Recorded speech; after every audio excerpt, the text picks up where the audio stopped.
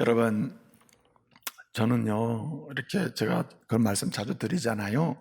저도 이렇게 가끔씩, 충격을 받았나 봐요. 저도 지금 사실은, 보세요. 이제 임종의 자리에 가잖아요. 어떤 때는 마음에 걱정도 많이 돼요. 걱정할 때도 있어요. 나 자신도. 이게 죽음을 직면한다는 게 이렇게 쉽지가 않아요, 사실은. 그런데 제가 언젠가 말씀을 드렸는데 이 죽음의 상황이 찬송하며 갈 수 있는 분들이 있다니까요. 내가 곧 임종하는데 찬송 몇 장을 불러주시고 말씀도 좀 읽어주시고 기도도 해달라고 그렇게 말씀하셔요. 근데 같이 찬송하면 그냥 기쁨으로 찬송하며 때로는 감사해서 눈물을 흘리면서 임종을 하는 분들이 의외로 많아요. 의외로 많은 사람은 누굴까요? 나는 그렇게 확신해요. 예수 안에서 죽는 자다. 이 사람은 죽음이 겁나는 게 아니라 죽음 이후에 영생의 삶이 기대되는 거죠. 그렇지 않습니까? 이러한 은혜가 성도에게 주신 은혜 중에 은혜임을 믿으시기 바랍니다. 그래서 오늘 여기까지 우리가 와 있는데 앞으로 우리가 어떤 인생이 펼칠지 몰라요. 우리 앞에 죽음의 문제가 펼쳐질지도 모르는데 하나님의 사람은 그래서 은혜로 사는 것입니다. 그래서 시편 기자는 이 사실을 강력하게 고백하면서 나는 은혜를 받았는데 기도하면서 다 응답해 주는 긍휼히 여김을 받는 은혜를 입었고 또한 심지어는 내가 육신적으로 살아있으나 죽음의 문을 넘어서 영생을 바라보는 은혜를 얻게 되었다. 난 두려움이 없다. 그러고 있는 거예요, 지금. 그래서 여러분, 드리고 싶은 말씀은 여기 있습니다. 저와 여러분이 이 시편 기자의 두 가지 고백에 동의를 해야 돼요. 첫째는 기도하며 내가 힘들 때 어려울 때 내가 인지하지 못할 때에도 우리가 눈물로 또는 가슴으로 기도할 때 주님이 다 응답하셔서 그 은혜로 오늘 여기까지 왔다. 아멘. 은혜로 여기까지 왔다. 앞으로 내 삶이 어떻게 전개될지 모르지만 비록 육신적인 약함의 문제도 드러날지도 모르겠다. 그러나 그 죽음의 문을 넘어서 영생의 하나님의 은혜의 약속이 내게 주어져 있다. 그러므로 나는 은혜에 보답하는 삶을 살기를 원한다. 아멘. 그래서 오늘 시편 기자는 얘기하는 거예요. 12절에서 내게 주신 모든 은혜에 대하여 내가 여호와께 어떻게 보답할까? 무엇으로 보답할까? 이렇게 질문하고 있는 것입니다.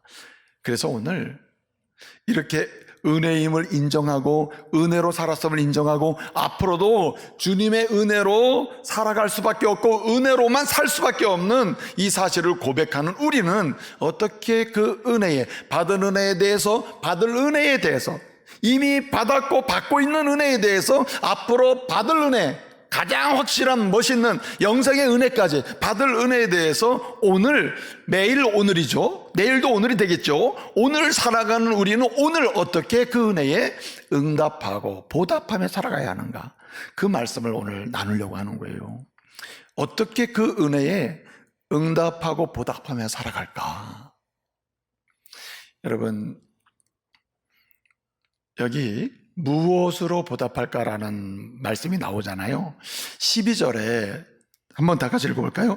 내게 주신 모든 은혜를 내가 여호와께 무엇으로 보답할까? 이렇게 돼 있잖아요. 그런데 이 12절에 죄송합니다. 원문 히브리어 성경의 첫 번째 단어는 아시부 이렇게 돼 있습니다. 마라는 말은 의문사예요. 의문사. 무엇? 어떻게? 이런 식의 질문을 던질 때 쓰는 말입니다. 그래서 여기 오늘 본문에서는 두 가지 의미가 다 통해요. 무엇으로 보답할까? 어떻게 보답할까? 이렇게 두 가지 질문이 가능합니다. 그래서 두 가지 질문을 던지면 제가 말씀을 드리려고 해요. 그러면 우리는 주님이 지금까지 주신 은혜에 대해서 앞으로 받을 은혜를 사모하며 나가는 은혜로 사는 우리는 어떻게 매일매일 오늘의 삶, 지금 여기서 Now and here, 지금 여기서 어떻게 하면 그렇게 그 은혜에 보답하며 살 수 있을까 하는 거예요. 여러분, 은혜의 보답은 나중에 거기서 돼요. 안 돼요. 은혜의 보답은 항상 지금 여기서입니다. 여러분이 지금 호흡하고 있는 지금 여기서 우리는 항상 받을 은혜를 생각하며 어떡합니까? 은혜에 보답하며 살아야 되는데 무엇으로 보답해야 되는가? 따라합시다. 감사. 모든 은혜에 대해서는 감사로 보답해야 됩니다. 무엇으로 보답합니까? 감사로 보답해야 됩니다. 이 감사로 보답할 때 문제는 여기 있습니다. 그러면 어떠한 방법으로 보답하느냐는 거죠. 아시브.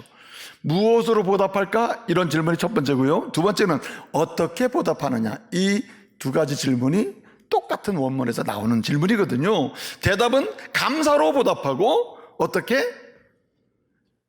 감사로 어떻게 보답하느냐가 우리의 관심사항이 돼야 한다는 거예요. 그래서 그 말씀을 드리는데 첫째로 평생 기도로 감사해야 됩니다. 오늘 1절, 2절을 보게 되면 내 음성과 1절에 보면 내 음성과 내 간구를 들으시는 그 주님을 내가 어떻게 한다 그랬죠? 사랑합니다. 나 주님 사랑해요. 여러분, 내 음성, 내 간구 들어주는 분이 날 사랑하는 거 아니에요? 여러분을 사랑하는 사람만이 여러분의 이야기를 듣습니다. 여러분을 아는 자, 사랑하는 사람만이 여러분의 목소리를 구별합니다. 여러분을 진실로 사랑하는 자만이 여러분이 입술로 말하지 않아도 마음으로 외치는 것조차도 알 수 있는 정도까지 그렇게 사랑하게 되는 거예요. 여러분, 이 시편 기자는 말합니다. 내가 받은 은혜로 지금 은혜로 살았고 앞으로도 은혜로 살 수밖에 없는데 내가 무엇으로 은혜를 고백할까 보답할까? 나는 감사로 은혜를 보답하되 감사로 뭐하며 살아요? 평생 기도하며 살겠다. 여러분, 사랑하는 사람은 모든 관계가 어디서 시작되죠? 여러분, 무엇일까요? 자, 보세요. 우리가 이렇게 딱 사랑하는 사람이다. 서로 진짜 긴진 사람이다. 이 사랑은 어떻게 시작됩니까? 부름으로 시작되는 거예요. 부름. 그래서 오늘 본문 말씀 보게 되면 내가 여호와 이름을 부른다고 했어요. 여호와 이름을 부른다. 예컨대 13절을 보게 되면 13절에 뭐라고 얘기합니까? 이렇게 되죠. 내가 구원의 잔을 들고 여호와 이름을 부르며 라고 했습니다. 부른다. 이 말은 뭡니까? 여러분, 주님이 아브라함을 불러요. 아브라함아 부르면서 뭐가 시작되냐면 은혜가 시작되는 거예요. 네? 모세야 부르면서 그때부터 관계가 딱 설정이 돼버려요. 그리고 부르면서 뭐가 시작됩니까? 은혜가 쏟아지는 거예요. 하나님이 누군가를 불러주면 거기에는 은혜입니다. 하나님이 누군가 이름을 불러주면 그게 소망이에요. 아멘. 그래서 여러분, 야곱도 부르셨고 베드로도 부르셨고 다 부르는 거 아닙니까? 바울도 부르시고 다 부르셔요. 주님이 저와 여러분도 부르신 줄로 믿습니다. 그래서요, 이런 부르심으로 은혜가 시작되고, 부르시는 게 은혜예요. 사실은 부르심과 동시에 관계가 설정돼 버리거든요. 그때에 우리도 뭐 할 수 있어야 되느냐? 우리도 그 은혜에 대한 응답이 뭡니까? 은혜에 보답하는 길이 뭡니까? 나도 날 불러주신 그분을 뭐 하며 살아야 돼요? 부르며 살아야 되는 거예요. 부르며. 여러분, 기도는요, 하나님을 부르는 은혜로운 축복의 통로입니다. 내가 기도할 수 있다는 것은 날 사랑하시는, 내 이름을 불러주신 그분을 향해서 나도 진심으로 전심으로 온몸과 마음을 다하여 주님을 부르는 거예요. 여러분, 우리 주님의 이름을 부르는 곳에 뭐가 임한다고 했습니까? 주의 이름을 부르는 자는 구원을 얻는다. 주의 이름을 부르는 자는 어떤, 여러분, 인생의 아주 좌절과 절망 속에 바닥에 있을 때 주님의, 전능하신 주님의 이름을 인정하며 부르게 되면요, 존귀한 전인격적 관계 속에서 저분밖에는 내게 소망이 없다 하면서 그분의 이름을 부르면 그분이 구원 건져주시고 살려내시고 일으켜주시고 붙잡아 주실 줄로 믿습니다. 그래서 여러분, 은혜에 보답하는 길은 여러분이 뭔가를 해서 주님께 갖다 드려가지고 주님 받으세요, 내가 보답으로 드리는 겁니다. 이렇게 하는 게 아니고 감사로 평생 기도하면서 하는 거예요. 여러분, 오늘 무엇으로 보답할까 제목인데, 이 단어가 12절 첫 번째 나오는 단어랬어요. 이 12절에 첫 번째 단어가 히브리 성경에 아슈브 이렇게 되어 있거든요. 무엇으로 어떻게 라는 말이고, 아슈브는 보답한다 이런 뜻이거든요. 근데 이 아슈브라는 말이 원래 슈브라는 말이에요. 슈브라는 원동사가 슈브인데 이 말은 뭐냐면 돌아간다, 돌려준다, 되돌려 놓는다 이런 뜻이에요. 이 단어를 보답이라는 말로 지금 이 성경은 쓰고 있는 거예요. 그 말은 뭐냐면 우리가 뭔가 만들어서 어떤 뭐 메이킹을 해가지고 주님 내가 잘 만들었죠, 주님 한번 보세요, 주님 좀 받으세요, 이렇게 해서 응답할 수 있는 게 아니라는 거예요. 주님이 주신 은혜를 주시잖아요. 다양한 은혜를 주시는데 은혜 받은 것 중에 일부를 주님께 드리는 게 그게 보답이라. 내가 뭘 만들고, 그러니까 여러분 보세요, 잘난 척 하면 안 돼요. 아, 주님이 내게 이렇게 은혜를 줬는데 뭐 나는 이렇게 해서 주님께 헌신한다고. 진짜 문제예요, 문제. 하나님 싫어하셔요, 그런 거. 여러분, 많이 은혜를 받은 사람은 많이 받은 은혜 중에 많이 주님께 돌려드리는 보답이 있으면 돼요. 그러니까 차별이 없었어요, 주님은. 어떤 사람은 그렇게 은혜 받고 그렇게 하나님께 보답하고 그렇게 은혜 이렇게 보답하는데 차별이 없으시다니까요. 누구의 응답과 보답에 대해서 내가 특별히 내가 칭찬한다, 그런 게 없어요. 그러면 주님의 칭찬은 어디에 집중되어 있느냐? 평생 기도하는 거예요. 주님을 진실로 살아있는 믿음으로, 거짓 없는 믿음으로, 아주 이 정직한 마음으로 주님을 아버지로 인정하고 왕으로 인정하고 목자로 인정하며 이게 관계 설정이 명료하게 되는 거예요. 여러분, 하나님을 진정으로 아버지로 부르면 내가 그의 자녀로 그 은혜 받는 줄 믿으시기 바랍니다. 하나님을 목자로 부르면 내가 양으로서 그의 보호를 받게 되는 거예요. 하나님이 그분이 나의 아버지가 되고 그의 자녀가 되고 나는 자녀로서 보호를 받는 것입니다.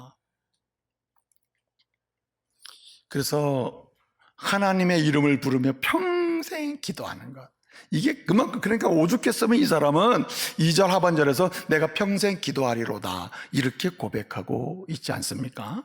평생 고백하는. 근데 여러분 보세요, 하나님이 사람을 만드시잖아요.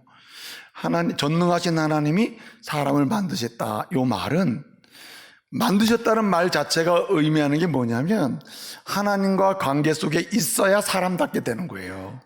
하나님이 만드셨으니까 만드신 하나님과의 관계가 설정이 돼 있으면 이 사람은 그 역할을 하게 돼요. 하나님과의 관계가 깨지면 사람답지 못한 삶을 살게 되는 거예요.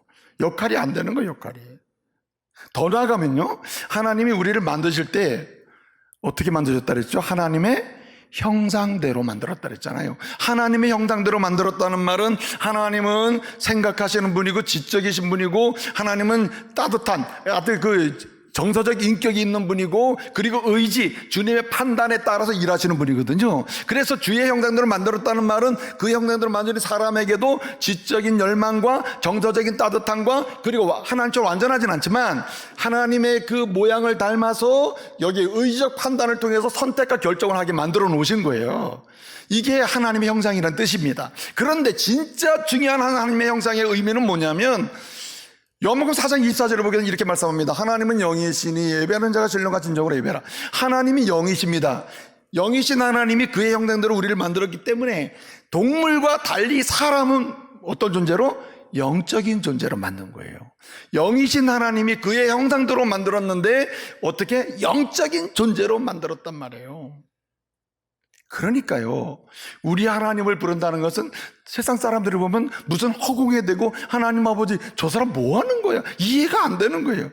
오직 영이신 하나님을 부르는 사람은 영적인 존재로서 주의 은혜 가운데 깨어있고 각성이 되고 구원받는 하나님의 사람만이 영이신 하나님을 아버지라 부르고 목자로 부르고 왕이라 부르고 우리의 주인이로 통치자로 부르면서 그 관계 속에서 그 은혜를 누리게 됨을 믿으시기 바랍니다. 그 관계를 확정짓고 그 관계가 무너지지 않고 관계를 날마다 보완하면서 그 아버지와 자녀의 관계, 왕과 백성의 관계, 목자와 양의 관계를 날마다 복원할 뿐만 아니라 날마다 강화시키면서 그 속에서 주시는 은혜를 누리는 사람, 방법이 뭡니까? 이게 평생 기도하는 것이다. 그래서 여러분 기도할 때 제일 먼저 뭘 하죠? 도와주세요 먼저 이렇게 합니까? 여러분 기도는 제일 먼저 하나님을 부르는 거예요. 하나님을 하나님 아버지를 부르든지 목자 되신 주여 부르든지 예를 들어서 나의 왕 되신 하나님이여 라고 부르든지 관계 설정이 중요합니다. 그래서 하나님을 먼저 부르고 그 다음에 뭐 합니까? 하나님 아버지, 그 다음에 감사, 기도선 따라해보세요. 기도하는 방법. 하나님 아버지 감사합니다. 용서해 주세요. 도와주세요. 예수님의 이름으로 기도합니다.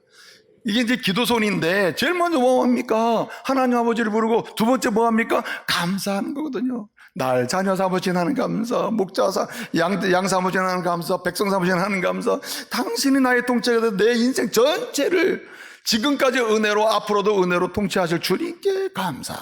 그래서 평생 기도가 필수라는 거예요. 여러분에게 평생 기도의 역사가 있기를 말씀으로 축복합니다. 여러분, 평생 기도는요, 작정하고 시작을 하는 게 할 수 있는 길이 열리는 거예요. 예? 여러분이 오늘 이 자리에 앉아있는 많은 분들 중에 저도 지금 나이를 먹고 보니까 그렇게 뼈저리게 느껴요. 어머니의 눈물에 평생 기도가 나를 여기까지 오게 했구나. 새벽을 깨우는 쉼이 없는 평생 기도. 예? 그래서 여러분, 평생 새벽 기도, 평생 식탁 기도, 평생 저녁 기도, 평생 아침 기도, 네? 자기 나름대로 평생 기도의 그 역사를 만들어갈 필요가 있는 거예요. 여러분, 작정해서 평생 기도하러 서시길 바랍니다. 오늘 여기 3절부터 9절까지를 보게 되면 두 번째 이야기가 나오는데, 그것이 뭐냐면 감사로 하나님의 은혜에 이제 보답을 해야 되는데, 감사로 보답할 때 어떻게가 평생 기도요. 둘째는 평생 구원 간증이에요. 평생 구원 간증. 나를 구원하신 주님을 간증하며 사는 것, 이것이 무엇입니까? 보답하는 길이다. 보답하는 거예요. 그래서 여러분 3절부터 쭉 9절까지 보게 되면 특별히 뭐라고 얘기합니까? 4절을 보게 되면 이렇게 얘기하잖아요. 내가 내 영혼을 건지소서라고 하나님께 기도를 했습니다. 여러 가지 과정을 거쳤는데 오늘 7절을 보게 되면 6절을 보게 되면 뭐라고 했습니까? 내가 어렸을 때에 그 하나님이 나를 뭐 하셨도다? 구원하셨도다. 영혼 건져주세요, 날 살려줘서 했더니 주님은 건져주셨다. 이게 무슨 얘기입니까? 간증 아닙니까? 이 시편 기자는 아마도 다양한 많은 위경에 빠졌던 것 같아요. 죽을 상황에 빠졌던 것 같아요. 실제로 죽을 상황이 전쟁 중에서도 있을 수도 있고요, 개인적 대적 관계 속에서 있을 수 있고요, 또 형제 관계 속에서 있을 수 있죠. 그런 많은 죽음, 대적, 위경, 위험한 상황에 빠졌던 것 같아요. 그래서 놀랍게도 그때마다 주님께 자신의 상황을 주님께 말씀을 드리고 주님 앞에 서기만 한 주님이 구원해 주셨다는 거예요. 여러분, 사람이 제일 중요한 것은 무엇입니까? 우리가 보통 그러죠. 저 사람이 나 살렸어. 저 사람이. 이건 무슨 말입니까? 저 사람에게 내 은혜 입었다는 말 아닙니까? 최고의 은혜에 대한 응답은, 보답은 나에게 은혜 주고 날 살려준 그 이야기를 하는 거예요. 자랑하는 것입니다. 이야기하는 거 아니에요. 말을 하는 거죠. 말을. 그래서 오늘 이 시편 기자는 자기가 위경 중에 구원받은 이야기, 그리고 연약한 가운데 살아난 이야기, 그 이야기를 지금 하고 있는 것입니다. 근데 여기 보세요. 복음서를 보게 되면 우리 예수님이 오셔서 마태복음, 마가복음, 누가복음, 요한복음, 이 말미에 항상 공통적인 게 무엇입니까? 너희는 가서 모든 족속으로 제자를 삼아 아버지, 아들, 그 성령의 이름으로 세례를 주고. 한마디로 뭡니까? 너희가 나를 만나도 구원받은 그 구원받은 이야기, 그리고 내가 끊임없이 너의 인생 여정에 살려줘, 건져내서 살려준 이야기, 그 이야기를 어떻게 하란 말입니까? 가서 간증을 하는 거 아니에요. 선포하라는 거 아닙니까? 여러분, 주님이 함께 하심을 최고로 경험할 때가 언제인지 아세요? 하나님이 나와 함께 하시는구나, 날 붙들어주고 있구나, 나와 동행하고 계시는구나, 나와 함께 하시구나, 이 함께 하시는 하나님을 가장 확실하게 경험할 때가 언제인지 아십니까? 마태복음 20장 28장 20절을 보게 되면 내가 세상 끝날까지 너희와 항상 함께 있으리라. 이게 언제죠? 너희가 경험하고 체험한 구원을 뭐 할 때? 간증할 때입니다. 간증할 때. 날 구원하신 주님을 자랑할 때예요. 내가 주님 때문에 여기까지 와서 너 왜 이렇게 행복하냐? 내가 행복한 이유는 나와 동행하시면서 나를 붙잡아 주시는 주님 때문에 행복하다. 이 간증 아닙니까? 그래서 우리는 직접적으로 복음을 전하는 간증이 있어야 되지만, 간접적으로 내가 건전받은 이야기, 질병에서 벗어난 이야기, 사업의 실패에서 벗어난 이야기, 온갖 다양한 넘어짐에서 다시 일어난 이야기, 하나님이 어떻게 역사하셨는지 그리고 내 영혼, 죄와 사망에서 거듭나 하나님의 자녀가 된 이야기, 이 이야기를, 자신의 이야기를 간증할 때 제일 좋은 간증이 되죠. 그런데 가장 확실한 간증은 무엇인가? 오늘 말씀은 이렇게 선언하고 있습니다. 9절에 뭐라고 얘기합니까? 내가 생명이 있는 땅에서 여호와 앞에 뭐합니까? 행하리이다 라고 해서, 내가 생명이 있는 땅에서, 이 말은 내가 지금 살아서 이 땅에 살고 있잖아요. 살고 있는 곳에서 여호와 앞에서 내가 지금 행하고 있습니다 하는 것처럼 살겠다는 말이에요. 이게 무슨 말이냐? 가정이면 가정에서, 직장이면 직장에서 예수 믿는 사람답게 사는 거예요. 어디서든지 예수 믿는 사람답게, 일터는 일터에서 예수 믿는 사람, 역시 달라, 저 사람 왜 저러지? 왜 이렇게 성실하지? 모두가 피하는데 왜 저 사람이 모든 책임을 지고 앞장서서 저 짐을 지려고 하지? 왜 저래? 저 사람 무슨 어떤 이유야? 라고 물을 때 나를 살리신 주님이, 또 나로 인하여 주님이 기뻐하시는 일을 내가 지금 하고 있다, 나를 행복하게 만드는 그분이다. 그래서 나는 희생할 수도 있고 용기 있게 도전할 수도 있고, 이런 간증자가 되시길 바랍니다. 그래서 최고의 간증은요, 우리가 흔히 말하는 삶으로 간증하는 거예요. 주님이 기뻐하시는 삶. 그래서 아내가 인정하는 남편, 믿음의 남편, 남편이 인정하는 믿음의 아내, 부모가 인정하는 믿음의 아들, 딸, 아들, 딸이 인정하는 믿음의 부부. 여러분 어떻습니까? 내가 생명이 있는 땅에서 여호와 앞에서 내가 하나하나 행하며 살겠다는 그 삶의 자세가 이런 역사를 만들지 않습니까? 거기에는 자녀에게도 영향이 있고 부모에게도 영향이 있죠.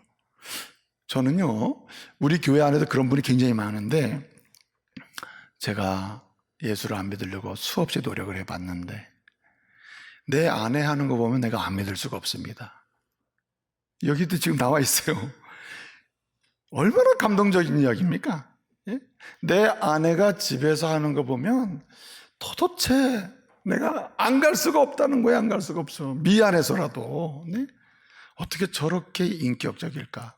어떻게 저렇게 언어가 아름다울까? 어떻게 저렇게 눈빛이 선하고, 네? 내 마음을 움직이냔 말이에요. 할렐루야. 여러분, 그런 남편을 보면서 또 아내가 구원받는 역사도 있는 거 아니겠어요? 그게 왜 그렇습니까? 삶 속에서 간증이 있다는 얘기죠. 간증. 여기 마지막 하나가 있는데요, 여기 10절부터 마지막 절까지인데 무슨 얘기냐면, 감사로 보답하는데 어떻게 하느냐? 평생 예배 실천으로 응답을 해야 한다는 거예요. 예배 실천.